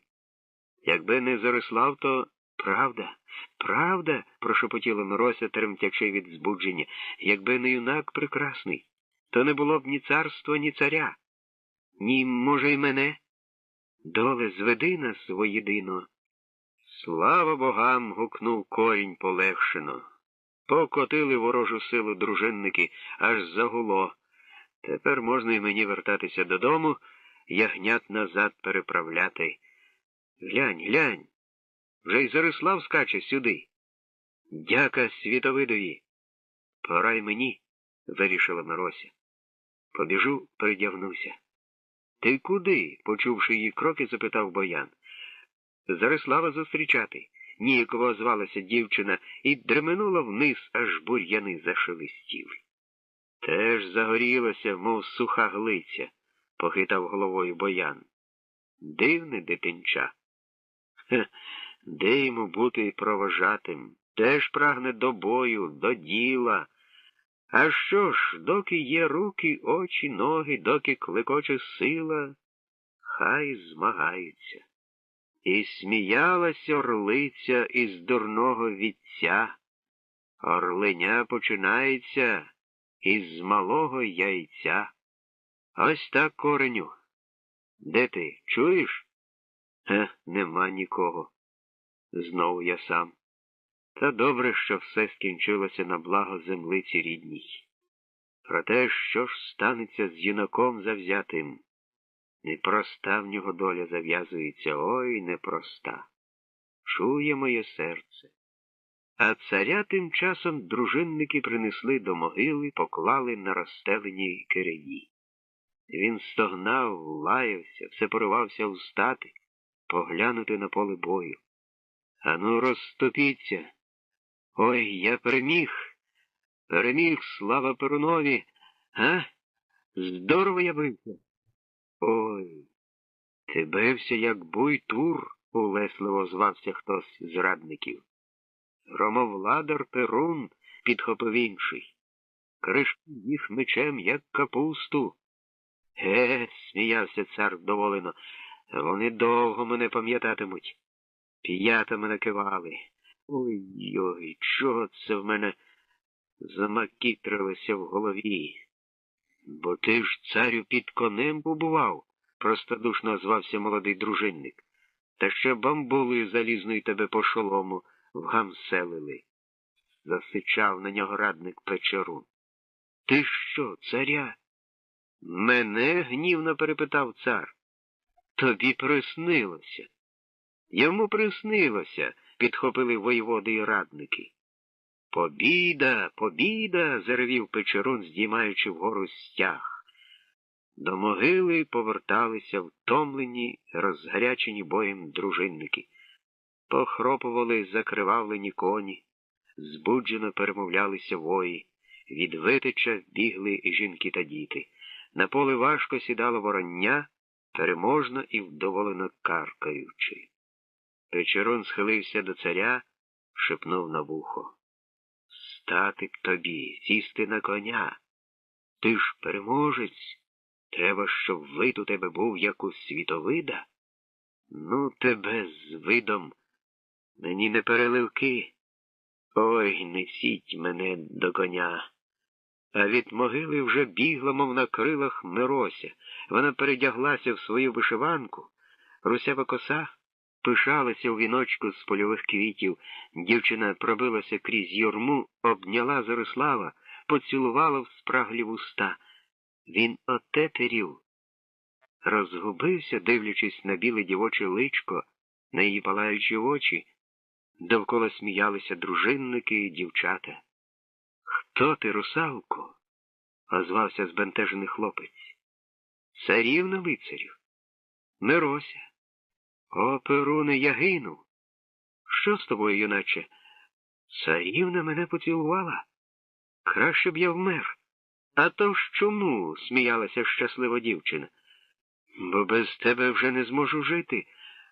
А дотягнутися до тебе, о, як далеко. Я ж пастух». «Ти не побоявся сили ворожої», – докірливо сказала дівчина, а злякався Мари царської. «Миросю», – слабким голосом озвався цар. «Чи це ти, чи ні?» «Я, таточку?» – гукнула дівчина і метнулася до батька, кинувши на Зорислава променистий погляд. «Лечу, поспішаю». Вона добігла до Гревія. Царя вже посадили в сідло, підтримуючи з двох боків. Дівчина скочила на стремено, поцілувала батька в щоку. «Ви перемогли, татку. Слава нашій дружині! Слава дружині!» – гриміло довкола. «А я тобі що казав?» – гордо одвітив цар. «Ой, болить!» «Вас поранено?» – затривожилася донька. «Та байдуже. Десь зачепився за меча ворожу. Знаєш, скільки їх майоріло довкола мене? Ой, татку, а я бачила бій. З могили. Ах ти, дівчисько баламутне. Як ти сміла, бо не втрималася дома. Я виділа, як той хлопець захистив вас. Він поклав цілу купу ворогів. Який ще там хлопець? Зорислав, син Кореня. Якби не він, то... Був такий хлопець, поспіхом озвався Печерун, підморгуючи Миросі. Гарний дружинник, треба його похвалити.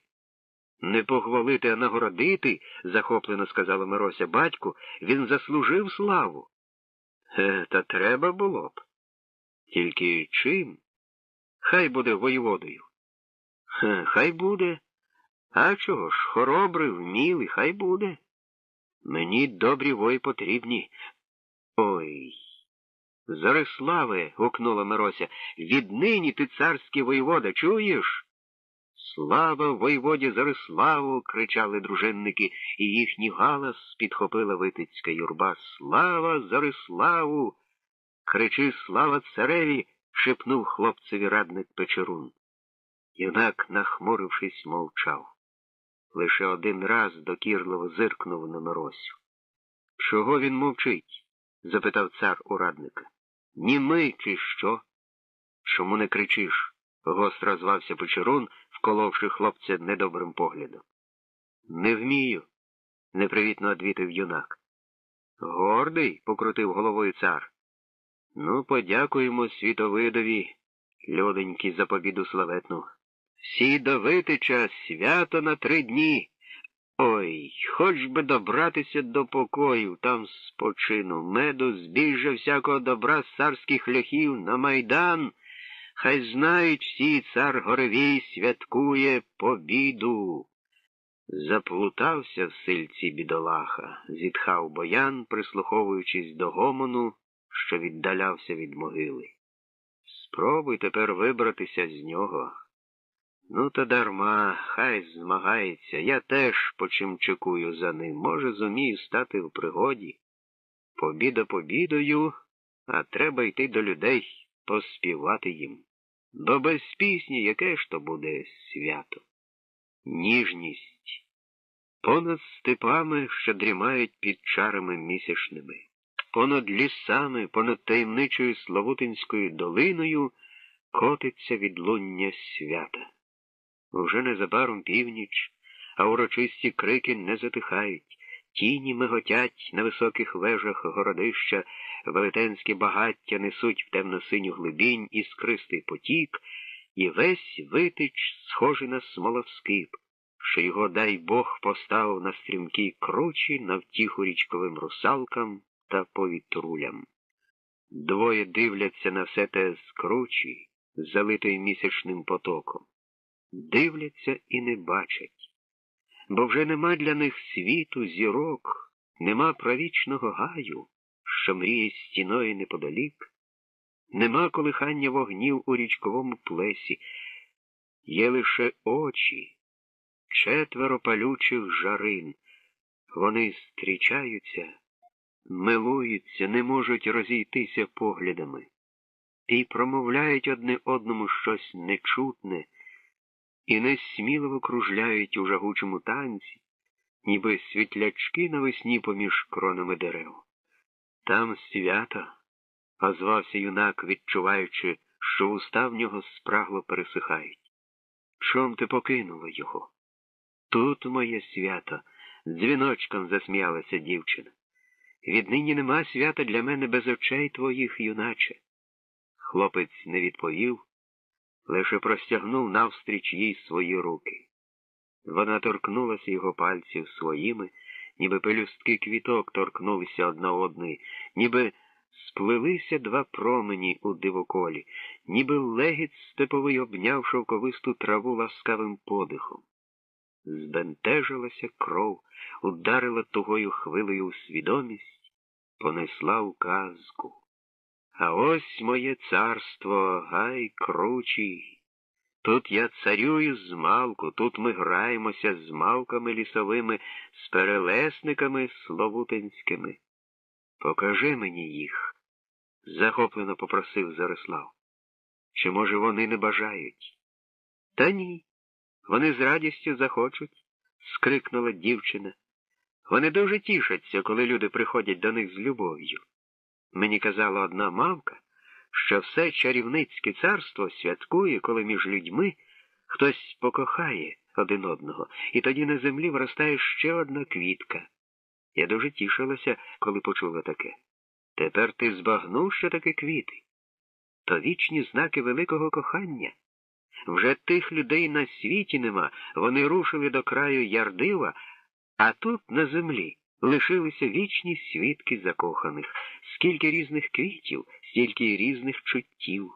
Незабудки то тремтлива, несмілива ніжність, а шипшина лісова то вірність і палкість, а лілея водяна — знаю, зачаровано підхопив Зарислав, то цнота, чистота. Правда, згодилася дівчина. У зоряному мареві Мирося пливе перед юнаком, а йому здається, що в нього нема тіла, що він став невагомим і окриленим. Можна знятися і полетіти над світом. Біла вишиванка Миросі зіткана з місячної імли, самоцвітних росинок, очі дівчини, 2 падаючі зорі, що чудом заблукали сюди і зупинилися на ніжному личку. Вони біжать по кручі, падають, сміються, знову підхоплюються і летять понад землею. І сміється Славута, і танцюють зорі в небі, і ронить сльози ніжності лагідний місяць у плин річковий. Правічний гай зустрічає хлопця й дівчину настороженим спокоєм. На товстезних стовбурах дубів срібне прядиво. З темних долоньок листя спадають на землю холодні вогнині росинки, тонко віддзвонюють пісню чаклунської ночі. Дзінь, дзінь, дзінь, прокидається царство снів, королівство чар, країна небувалого. Хлопець і дівчина притишені. Має щось статися.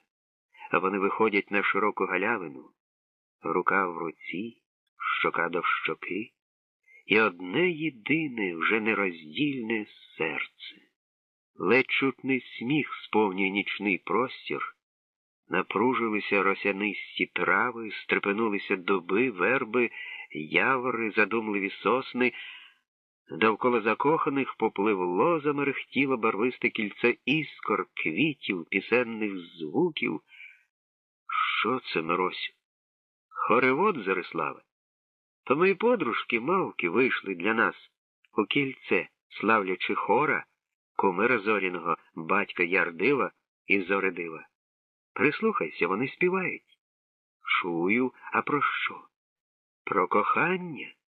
Вони не відають інших пісень і казали мені, що окрім кохання на світі все тлінне. Зло, розлука, вбивство, невірність – то лише мара. Людям здається, що воно є, а пізніше вони розуміють, що то тіні обману і втоми. Ось я покличу Росину, мою улюблену мавку. Росино! Росино!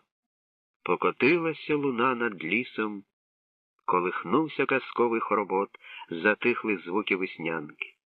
І млиста постать усміхненої мавки наблизилася до закоханих, простягла прозорі руки. Чого бажаєш, подруженько?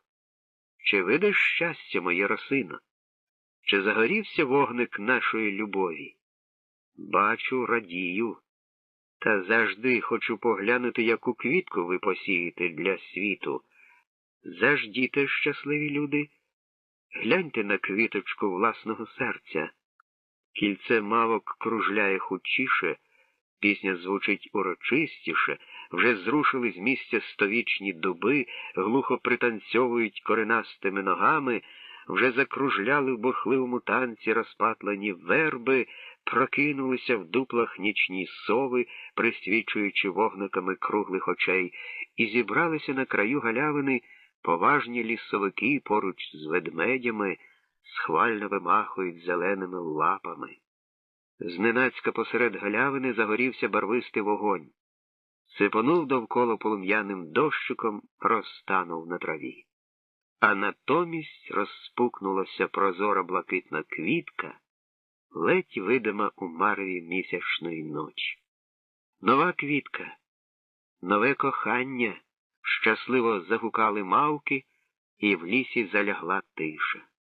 Росина підпливла до Миросі, схилилася перед нею у поклоні, лагідно усміхнулася Зориславу. Усе наше царство дякую вам, люди, за нову красу. Тільки квіточка ваша незвичайна. Такої ще не було. Чому, подружко? Не відаю про те, чую голос матері землі. Вона мовить, що вашу квітку не скоро побачать люди. Невже наша любов недостойна інших квіток? Крізь сльози озвалася Мирося. О, ні, подружко, ваша квіточка не на часі, і зможе узріти лише пробуджене серце онуків ваших. Вона для майбутніх весен, подружко. Радій, глухо загриміли громи десь вдалині, здригнулася земля, дихнув понад лісом холодний вітер. Коло мавок і лісовиків розпалося, померкла блакитна квіточка на галявині. Мирося лячно притулилася до Зорислава.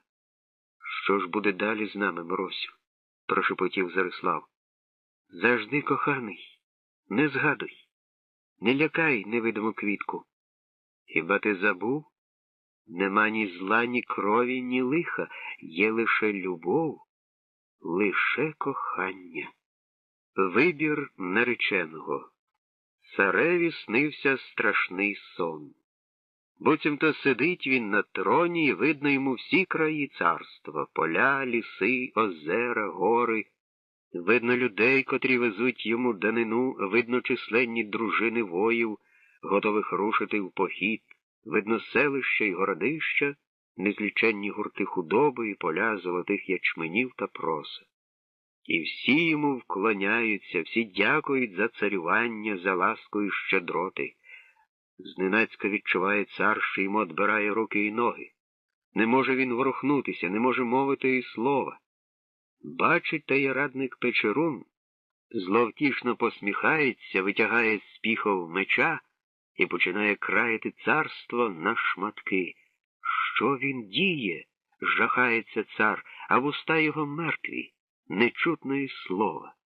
З'являються ще якісь воєводи, радники, змагаються з Печеруном за кращий шмат царства, той тягне собі далеке поле, той запихає в ланту густий ліс, той викопує озеро і несе його на край світу. І не дивується Горевій тим, що то ж химера, бо як можна краяти царство на шмаття, а одна лише думка тривожить його. Не можна допустити цього, треба отямитися від сну, від непорушності, схопити за руку злодіїв. Нажаханий і неспокійний прокинувся Горевій, застогнав від болю в пораненім тілі. «Вої мої, де ви? До мене!» Двоє чатових нечутно ввійшли до покою, наблизилися до ліжка.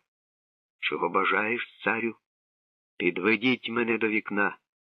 Чатові підвели царя з ліжка, допомогли сісти на підвіконня. Він глянув униз на дворище. Там покотом спали вої після святкової ночі. На торговищі чаділи недопалки вогнищ, світлішало небо, блідли зірки над кручами і славутинськими долами, густішали тумани. «Що за дивний сон?» – бурмотів цар. «Невже я помру? А зі мною і царство моє розпадеться. О, Перуне, не дай статися такому лихові. Я ще не довершив свого задуму. Рано йти до краю світовида. А коли так, то пошли мужа сильного для Миросі, щоб онук мій утвердив царство славне від краю до краю землі. Всі мої кличте, радника Печеруна, кличте доньку мою Миросю». Небавом Печерун уже вповзав до покоїв, чорні очиці його бігали в усібіч. Він не відав, чого йому чекати, ласки, а чи кари. «Печеруне, має вирішити невідкладну справу». «Кажи, царю, я піду на край світу, аби тобі догодити». «Так далеко не треба». «Ой, шпигає в спину, прокляті напасники. Так помолотили мене, ой, як сніп ячменю. Кепська справа. Я, мабуть, помру, Печеруне». «Що мовиш, царю?» – з удаваним жахом скрикнув Печерун. «Та чи можна думати про таке? Ми ще не утвердили царство Витицьке, ми ще маємо рушити силу свою до країв верховинських, щоб і там знали руку царя Горевія. Не мисли, царю, про сумне, тобі рано йти до краю світовидового». «Не вмовляй мене», – простогнав Горевій, – «сам би хотів жити вічно, та долю не об'їдеш. Ой, на всяк випадок маю утвердити волю свою. Ага, Мирося прийшла. От і добре». Царівна метнулася до батька, притулилася щокою до грудей, зазирнула в обличчя, приклала ніжні долоні до чола. «Чого вам, батеньку? Чому в передсвітанні покликали?» «Миросю», – урочисто озвався цар, обнімаючи її за плечі, – «маєш нині вибрати собі нареченого». Дівчина сахнулася від нього, а в очах Печеруна засвітилися вогники цікавості. «Татко, як то вибирати? З кого?» «Маю на оці 3 воєвод і лицарів своїх. З них ти й вибереш собі долю». «Хто ж це?» – помертвілим голосом озвалася дівчина. «Скажу. Чого це ти зблідла? Млієш від цікавості? Нічого, нічого. Батько поганого тобі не підсуне. Ой, сам знаю, що тобі до вподоби буде. Слухай же, перший лицар Нечик, Печерунів синок». Радник аж підскочив від радощів, схилився перед царем у низенькому поклоні. «Царю, ми з сином твої смерди повік. Покликати сина?» «Завжди», – невдоволено мовив Горевій. «І чого ти поспішаєш, наче голодний, до столу? Я маю ще 2 лицарів на приміті. А донька вже сама вибере, хто їй до смаку. Хоч я гадаю, що мечик був би найкращий. Слухай же, доню, ще я маю для вибору лицаря Борена і воєводу Тирла. Говори ж мені, хто буде мужем твоїм? Хто стане батьком наступного царя? Царівна гордо випросталась. Татку, я не кохаю жодного з них. Нема поміж них обранця мого. Хіба я тебе питаю, кого ти кохаєш? Гнівно гукнув Горевій. Неслухняна дитино. Ой, мені кричати важко, а ти сердиш мене. Всякі вигадки кохання, милування, мені царевич потрібен, а не твоє кохання. Вибирай з тих, кого я назвав. Без любові не одружуся, вперто одвітила Мирося. Миросю, улесливо проспівав Печерун, утримуючи її за руку. Та ти лиш накажи, мечик ляже перед тобою слухняним псом, та він не дасть на тебе порошинці впасти. Знаю, знаю, вирвалася від нього царівна і тужливо поглянула у вікно на імлистий обрій, де жевріло світання. Та мені не до серця улесливі пси, Печеруне. Мені хочеться, щоб дружиною мені був славний лицар, герой. Накажи, скрикнув радник, накажи. І мечик стане героєм. Ну, це ти вже теє. Мелиш пусте, сказав цар. Герой з мечика такий, як з домашнього пса вовк. Проте для Миросі годиться. Мені герої ні для чого.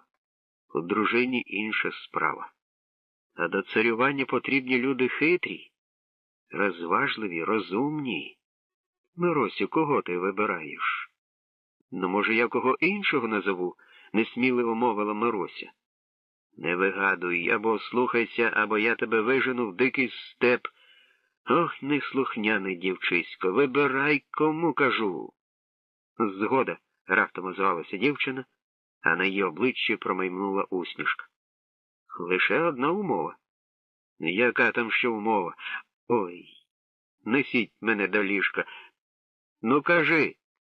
Царя принесли від вікна до постелі, вкрили вовняним коцом.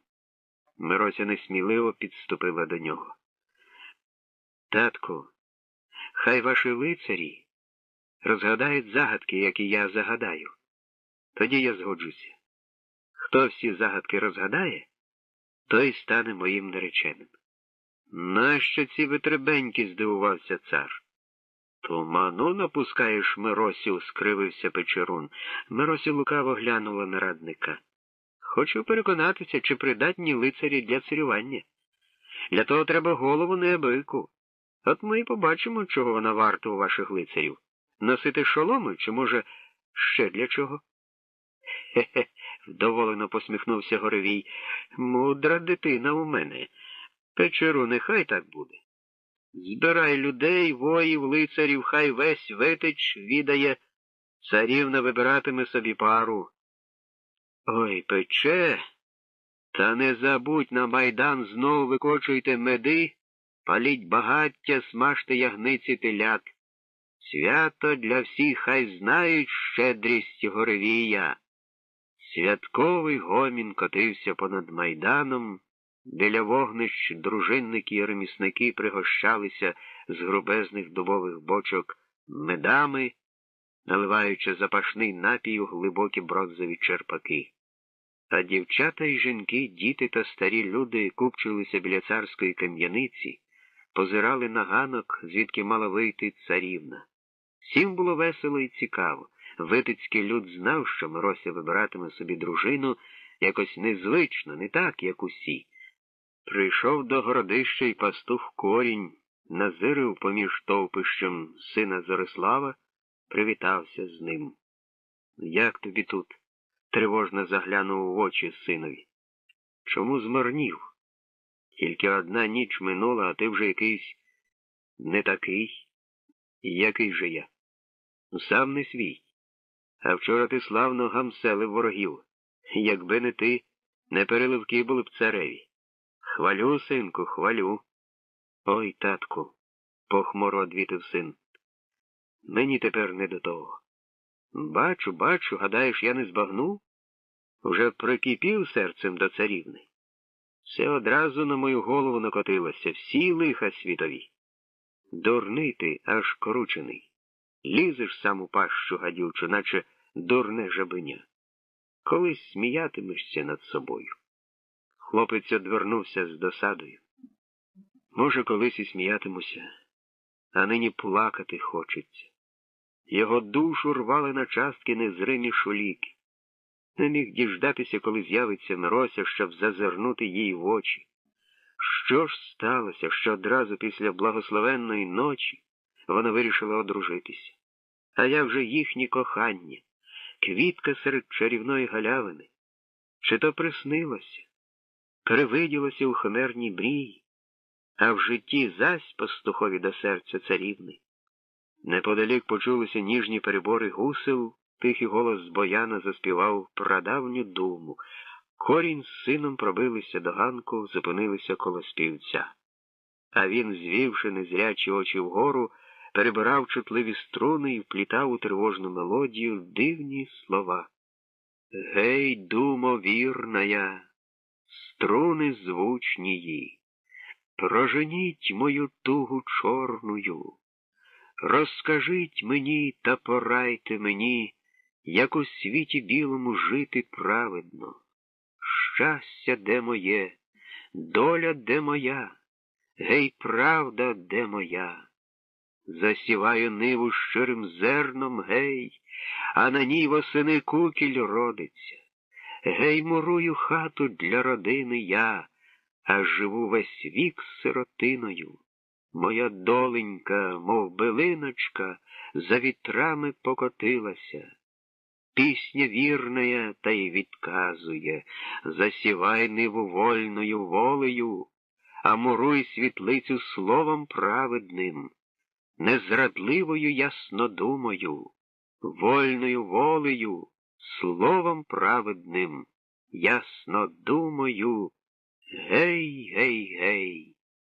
Не до вподоби тут пісні Боянові, тихо мовив Корінь синові.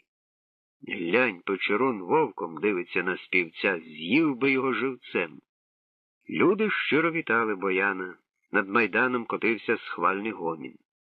Раптом з дверей вийшла Мирося, за нею вибігла світлична дівка Зоруля, і одразу ж весела зграйка подружок царівни оточила її кільцем, накинувши на неї темну фату.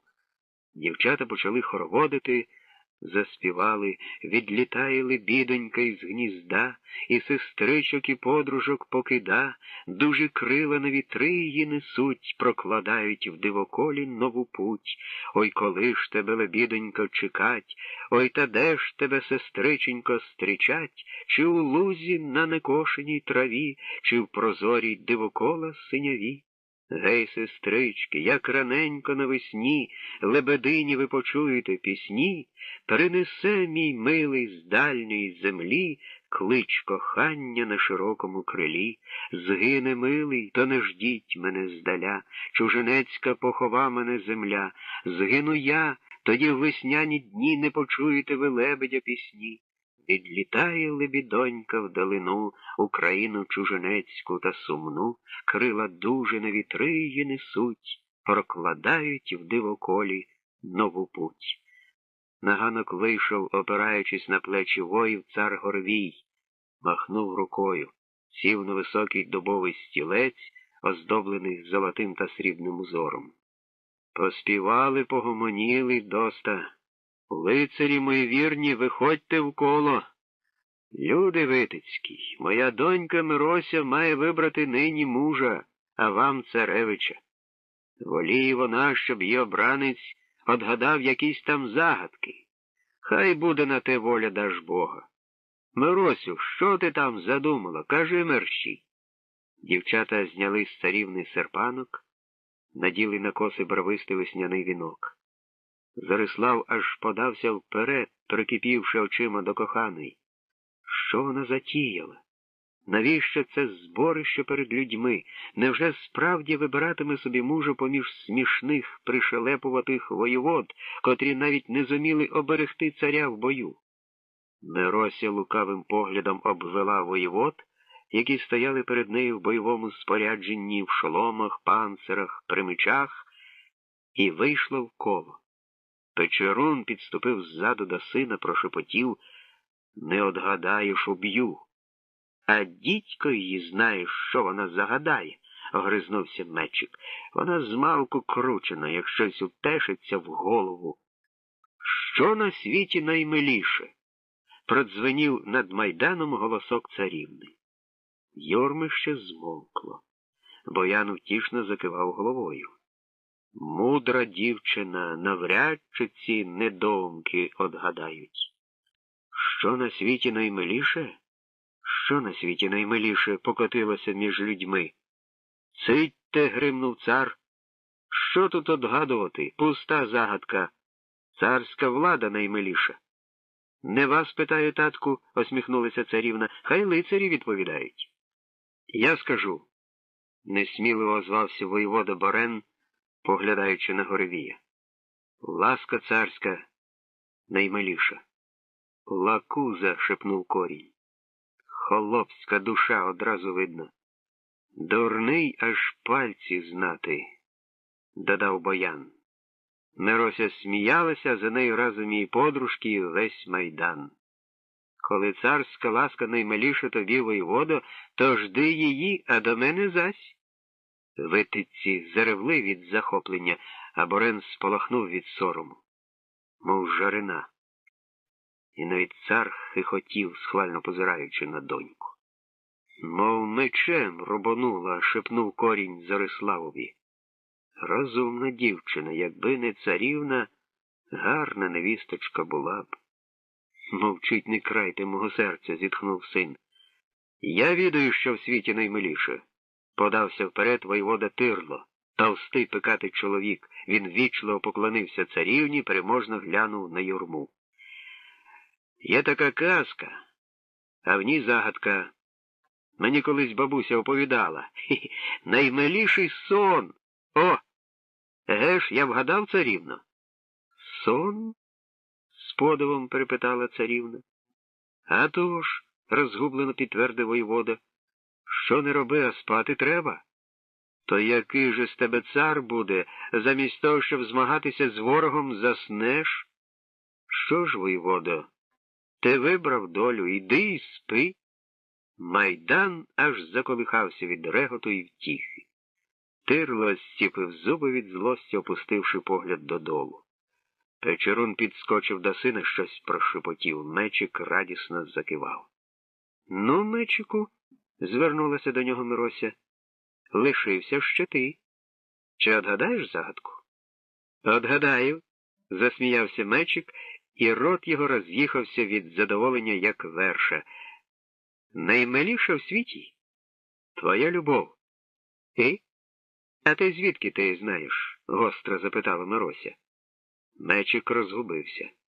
Я тебе не кохала, додала царівна. Звідки ж тобі знати, що моя любов наймиліша? Кажи наступну загадку, невдоволено озвався цар. Не роби моїх воїв дурниками, не муч лицарів. Слухайте, лицарі, мою найголовнішу загадку, урочисто мовила дівчина. Що в світі найгарячіше? Жар, з надією відповів Борен. Водою можна залити. Сонце найгарячіше, підхопив Тирло. Стань в тінь, не буде пекти, заперечила царівна під схвальний гомін. Я скажу, вихопився вперед Мечик. Найгарячіше, коли тебе ремінним батогом добре виполощуть. Довго пече, аж сісти не можна. І чого ви смієтеся? Люди реготали, хитаючись, мов жито під вітром. Печерун ляпнув руками об поли, корзна люто засичав до сина, зморозив дурня оковелок. Хоч і пече, Мечику, відповіла царівна зніченому воєводі, проте біль вщухає, а ще одне скажу тобі, лицарю. Не гоже воякові заробляти на такий гостиниць. Що, з'їв? Жартівливо гукнув Боян. Ой, в мене запекло, витираючи сльози на щоках, озвався цар. От так насмішила химерна дівка. Ну, кажи далі, що там у тебе. А тепер скажіть, лицарі, запитала Мирося, що у світі найголосніше? Теж мудра загадка, вкинув слівце Боян. Грім, з певністю гукнув Борен. Як гримне перун, не відаєш, куди сховатися. Дуже страшно. А все ж, можна сховатися в глибокий льох, де грому не чути. Хо-хо-хо, зареготався Тирло. У цій загадці хитрощі, як і в перших, я знаю. То кажи. Хай заціпить, пробурчав цар. А то вона всіх нас дурнями поробила. Найголосніше співає півень. Навіть сонечко його чує, як заспіває півень, встає. А що, вгадав? Не вгадав, одвернулася від Тирла царівна. І без півня сонце встає. Є такі царства, де півнів нема. Найголосніше бурчить у животі, чухаючи в потилиці, сказав Мечик. Ну, чого це ви регочетеся? Визвірився він на людей, які хилилися один на одного від нестримного сміху, шаленіючи від веселощів. От так осоромив, схопився за голову Печерун, люто блимаючи на сина, дурень, та ще й за рогу мішком прибитий. Як у пузі бурчить, неодмінно почуєш, розвів руками Мечик. Давай йому жерти, бо біда, а від того бурчання в жодному льоху не сховається. Ну й утнув, сміявся цар. Ой, я ж у боці заколола, я й не знав, Печеруне, що в тебе, синок, такий сміхач. Миросю, давай далі. Я давно так не веселився. Все? Мовила царівна. Як то все? А так, 3 загадки. Лицарі не одвітили їй на одну. Ні з кого вибирати нареченого. Хіба що, може, хтось інший одгадає? Вона кинула промовистий погляд на Зорислава. Юнак подався наперед, поленіючи від хвилювання, і хрипким голосом звернувся до Горевія. Я знаю. Знову цей Поробійко, здивувався цар. Що ти знаєш? Як розгадати загадки? Хай розгадує, озвалася Мирося, підступивши до батька. І ти його вибереш, як він розгадає? А тож, ти ж сам згодився, що така умова. Ну й дурна. Я казав про лицарів, а він пастух. Ти сам нарік його воєводою, спалахнула донька. Ти його нагородив. Я нагородив, я можу й розгородити. Так ти гадаєш, що він знає? Лицарі не відають, а пастух знає. Знає чи ні, хай скаже. Хай, згодився цар, а ми посміємося. Царівна підвела погляд на Зорислава, зашарілася. Кажи, юначе, що в світі наймиліше? Воля, сказав хлопець, і люди на майдані завмерли, ніби оцінюючи його відповідь. Воля наймиліша в світі. Отгадав, почувся в тиші голос Бояна. Орел. Отгадав, радо підтвердила царівна. Йому хтось підказав, невдоволено буркнув цар. Друга загадка, гукнула Мирося, покриваючи шум дзвінким голосом. Що в світі найгарячіше? Любов, царівно. Кохання, зітхнув Зорислав, як торкнеться серце, вічно пектиме, нічим не загасиш. Дівчата, Миросині подруги, з радісним щебетанням кинулися до Зорислава, почали його обнімати, цілувати, наділи на шию гірлянду з польових квітів. А що, сміялася щаслива Мирося, лукаво зиркаючи на батька, самі бачите, татку, що парубок одгадав загадку. Мої подружки схвалюють його відповідь. Всі ви хитрі, як вужаки, нахмурився цар, змовилися. Де він набрався тієї мудрості, здивувався корінь. Хіба думалося, що в мене такий син росте? Останню загадку одгадай, юначе, мовила царівна. Що на світі найголосніше? Тиша, царівна, твердо промовив Зорислав. Оце устругнув, залився сміхом Тирло. Хе-хе, тиша, ошкірив зуби Мечик, сказав ще дурніше, ніж я. Це ж треба вигадати. Царівна взяла Зорислава за руку, глянула на батька. Він одгадав, татку. найгучніший крик затихає, а тиша одвічно панує. Зійди на гори, тиша, зійди в підземелля, і там вона. Хвиля зворушення і втіхи прокотилася в Боянових грудях. Він згадав далекі чорні гори, прощальне вогнище, світлий лик, тайна дива. О, мудрий старче, твої чарівні заповіді, породжені досвідом віків, великим знанням, довголітнім спогляданням, а звідки ж у душі юної дівчини народилися слова твоєї таємничої заповіді? Всі громи закінчуються тишею. Слава Зориславу! Гримів майдан радісними вітаннями. Слава Зориславу! Він переміг, татку! Голосно сказала Мирося, підводячи ошалілого від щастя хлопця до Горевія. Він мій обранець. Лихо, царю, по-гадючому зашепотів за спиною володаря Печерун. То все чари, пастух корінь, ведун. Він знає всякі трави. На Миросю наслано. Бережися, царю. Татку, чому мовчите? Наполягала царівна. Не бути тому, що ти мовиш, розпалився Горевій. Підведіть мене. Ой, болить. Геть усіх, не хочу бачити нікого. А ти, дурна дівчина, що надумала? Сина пастуха царевичем, а як я помру царем? А? Ви ж обіцяли, татку, крізь сльози озвалася дівчина. Люди, ви чуєте? Слава Зориславу! Кричали витидці, розмахуючи шапками, мечами й руками. Зорислав переміг. Цийте, репетував Горевій. Щоб вам заціпило ганьбити царський рід? Скорше в мене на коліні конопля виросте, як те й буде. Ось так. Царю, зважився на слово Зорислав, я кохаю твою доньку. Чи я гірший від твоїх лицарів? Хіба не я врятував тебе від смерті? Ага, вихваляєшся. До віку попрікатимеш мене. Він, мій наречений, тупнула ногою Мирося. Візьміть голодранця, розлючено крикнув цар вартовим, і воїни кинулися шуліками на безоружного Зорислава. В льох його! Гич! Закортіло смердові в царські хороми. Ой, ведіть мене! Темніє в очах.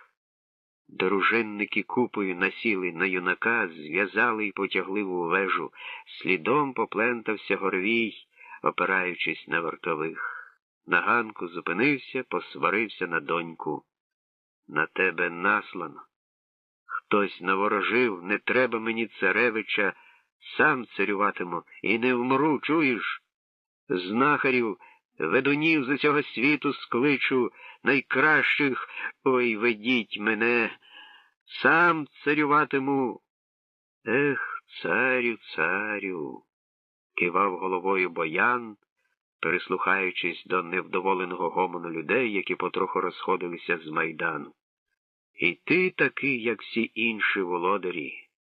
Недарма казав на прощання Горипал, хто має владу, той насильник. Нема правди у царів.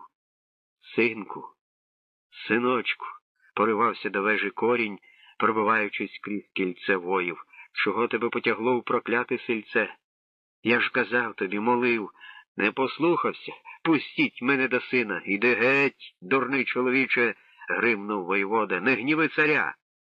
Все минеться, дай володареві охолонути. Дівчата втішали Миросю, але вони не могли стримати ридання. До неї наблизився Боян, торкнувся сухою долоною чола. Тішся, дівчино. Чуєш? Не край серця передчасно. Мирося втерла залите слізьми личко, з надією глянула на сліпого співця. Що нам робити, любий старче? Поможи, я тобі віддячу. Пусте мовиш, нащо мені дяка? Аби кохання ваше не зміліло, не стало попелом. Ти ж хитра, а одразу в відчай впала. Яка я хитра, схлипнула дівчина. Навіть мене обдурила, усміхнувся Боян. Хлопцем прикинулась. Я відчуваю щось не те, потім здогадався. Розумна в тебе голова, а як прийшло до вузлика, тут і плачі пішли. З твоїм батеньком треба хитрощів і хитрощів. Давай зберемося десь у затишку, та й погомонимо. Кажи, припала до нього ясочкою дівчина. Всі мої подруженьки допоможуть тобі, тільки звели, що треба. Заради кохання ми на край світу підемо, аби любий мій став нареченим ладом. Спочатку постав мені чару та нагодуй, пожартував Боян, а я вам пісню заспіваю.